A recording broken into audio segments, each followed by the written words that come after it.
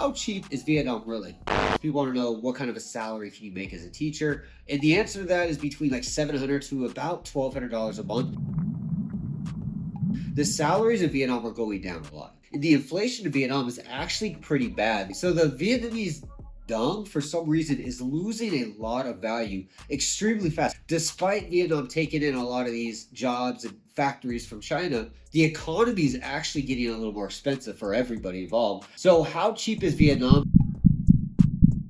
It is still cheap. I think your monthly expenses, if you're going to be in the major cities, you're probably looking at about 1,000 a month. Will cover everything. I would strongly suggest having like 1,500 a month to live a little above the okay margin, but $1,000 a month will definitely get you where you want to be. Number two, what are the best spots to visit if you're only here for a month? If it was only a month here, I would strongly suggest these cities: Saigon for the nightlife, Dalat for the mountain life, Phan Thiet for the beach life, Da Nang for the Asian Western life, Halong Bay, so you'll understand why I hate that place so much. You only have a month. That's what I would suggest. Probably about like 3 to 4 days in each spot. Number three, how bad is Hanoi? You guys have seen these videos these last few months, and I gotta stay out in Hanoi and live there for a while. And I have to say, Hanoi has to be probably one of the worst spots I've ever lived in Vietnam. Like, the place is horrendously bad. And I know people are going to attack me. I've seen people like, oh, David's been there too long. He's jaded, blah, blah. No, there's just nothing really positive about it. Like, I'm scratching my head trying to like not sound negative about this. I would take Saigon tenfold over. Like, Saigon, I think, is actually a pretty cool city. But Hanoi, the pollution's nasty. The dirty pollution on the ground is horrific.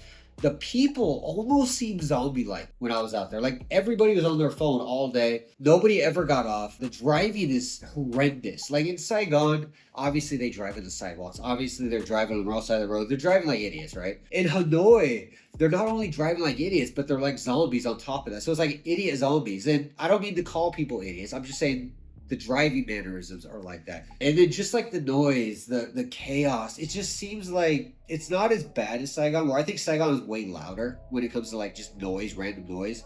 Hanoi, it was just like, it was ill-intentional. You know, like it'd be like 11:30 at night and you're living in your condo or your apartment, whatever it is. And it's just like the guy next door decides to start yelling in the hallway on his phone. And when you look at him, he's just like, what?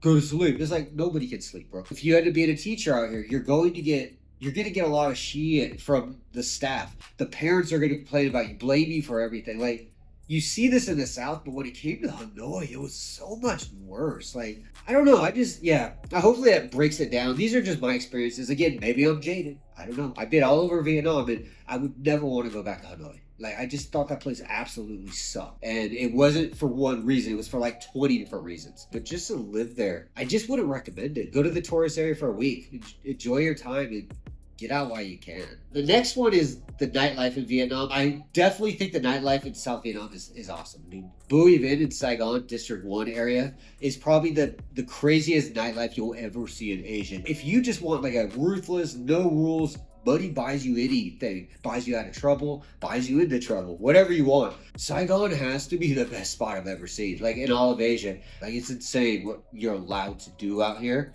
with enough money. And you don't have to be bad. It could just be like going out with your family or your girlfriend or, you know, your friends, your fellow teachers, whatnot. It's still fun. Like, there's always something happening in Saigon. When I was out in Hanoi, by like 8:39, everything was shutting down. And then people just went home and yelled on their phones. Next one is Da Nang worth the hype. This one comes up a lot about like where to live. And Da Nang, if you look on YouTube, I've done videos on this, everyone's done videos on this. When they say they love Vietnam, they want to retire here, it's the best spot in the world. 9 times out of 10, they're in Da Nang, talking about Da Nang. The people are so nice. The traffic is so nice. The pollution is zero. There's nothing on the ground. The beaches are clean. The water is warm. The food is so good. The vendors are so nice. There's so much positivity, and there is. When you are in Da Nang, it feels like a Singapore. It's just such a great spot. Like, it literally is one of my favorite spots in Vietnam. Speaking of good, what is the worst? Halong Bay. And I always get frustrated with that place. Is it really that bad? It's not as bad as Hanoi, so I'll say that. But it definitely is overhyped. The Bay tour isn't that great at all. Go to the pier. Don't use an agent. Just go to the pier. get a ticket, get on a boat. They'll float you around. Some guy will get like a tour guide thing and read it off to you. Like, this is a mountain. They talk about King Kong being filmed there all the time. That's all they talk about is King Kong. You're gonna get onto these mountains. It's full of trash. You walk through the stairs. You see some mountains that's full of trash and some like rainbow lights, and then you're pretty much done. There's also a theme park there. It's not too bad. It's cool for like a 4 or 5 hour day there. On top of that, the people are overly rude in Halong Bay. Like, they are overly rude. I do not understand working for like customer service or just being a locals.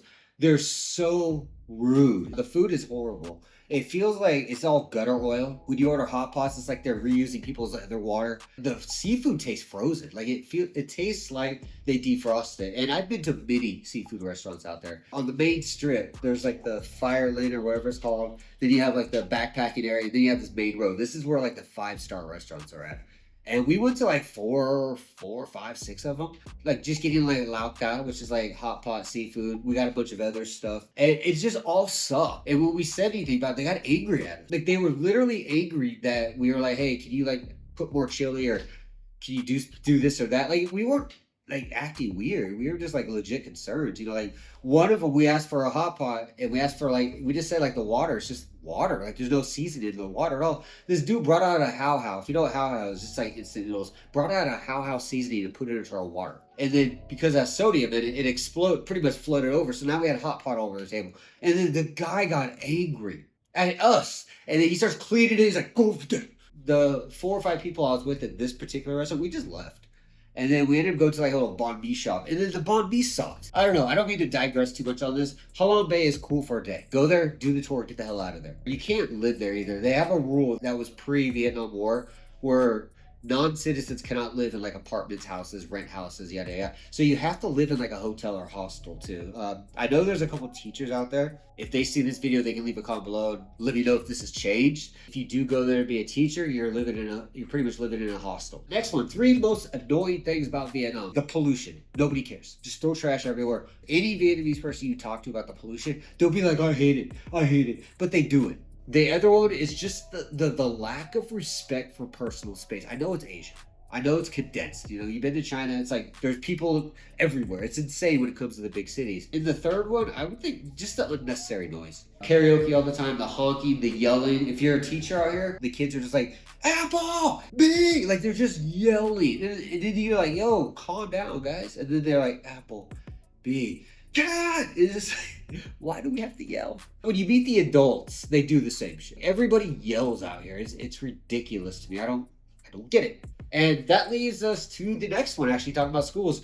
Teaching in 2025. Is that going to be a thing? Yes and no. As you guys have seen my videos before, Vietnam has removed English from the curriculum for high school kids. So when they graduate or take their final exams to graduate and then go to university, they don't have to take English if they don't want to. It's an elective now. It's not a requirement. So what does that mean for English centers? They're going to be struggling. They are already struggling. I was in Hanoi and I was working with 3 different English centers that helped them out on their advert marketing and stuff like that. Their retention rate was 30 to 35%. So they were losing like 70% of their clientele every semester. They have to keep bringing in new students. Like, they're cycling students faster than they're cycling staff at this point, which is completely backwards on how it's been for the last like decade. In regards to like government schools, like working in a public school and stuff like that, if you're on any of these teaching groups, as always, people are constantly complaining about it. The schools that do hire people are typically going after Filipinos because they will work for $600 to $800 a month, and they'll do up to 100 hours, no questions asked. You know, I mean, you're talking like $1.50, $2 an hour. A Western person is not going to move to a third world country and work for that salary when you can go back to America, work at McDonald's for $20 an hour. Now, I know cost of living in America is way different. I get that. So will you be able to teach in 2025? Yes. Check out my books on how to do this. You just have to be the best. You have to be the top demand. I'm not saying all teachers are gone. There's still going to be a demand for English. It's just going to be a lot less. Meaning the schools are going to have more options of who they can pick for the positions. So be the better option. Next one is scams and agents. Are they really that bad? Scams in Vietnam are all the time. Like, Vietnamese get scammed. Vendors and stuff, they're all scamming you. If you're going to like a tourist area where they sell like hats and shirts, they'll scam you. You know, they'll charge you $15 for a shirt when you could just buy that back in Australia for $15, you know? So you are dealing with that. When it comes to agents, I always suggest never using an agent unless you have to. shop around before you like select one, or at least get a reference from like another native English speaking person that's used them before that could recommend them. Don't just blindly take somebody off Facebook. If you were to move here for the first time, would you go to the north or the south? I did a video dedicated to this, and to keep it short, go to the south. South Vietnam is more westernized. Northern Vietnam is more Chinese based culture, so it's gonna be more culture shock for most of you that come out here. Like I said, personal space. We just talked about Hanoi. It's dirty. It's unnecessarily louder, and people don't respect personal space at all. In the South, like if they see a Western person, people typically kind of act a little different around you. Like they'll give you space. They're not pushy. They're not yelling around you. Like they get it. They get Western people don't like that type of stuff. It's not normal for them, so it's kind of a shock to them when they see it. And the work opportunities are better for us, and the weather conditions are better for us, and overall the culture shock is more adaptable. Like South Vietnam seems more friendly to Western people in regards to the culture, the French history, whatnot. So those are the cultures. People that immigrate to America, Australia, UK, and all this Canada, they're typically South Vietnamese too. So it's definitely a better spot to start off in the South and work your way to the North instead of going from the north to the south. If I started my life back in 2015 in North Vietnam, I probably wouldn't have stayed in Vietnam at all. I probably would have went back to America. Like I just would not have liked it. Final one, dating in Vietnam. What to watch out for? This kind of depends. If you're in the South Vietnam, it's easier to date. If you're in North Vietnam, it's a little trickier. Dating apps in North Vietnam are pretty much bar girls, massage parlors advertising their girls, scams. South Vietnam, you have a better chance. It's still kind of it's challenging.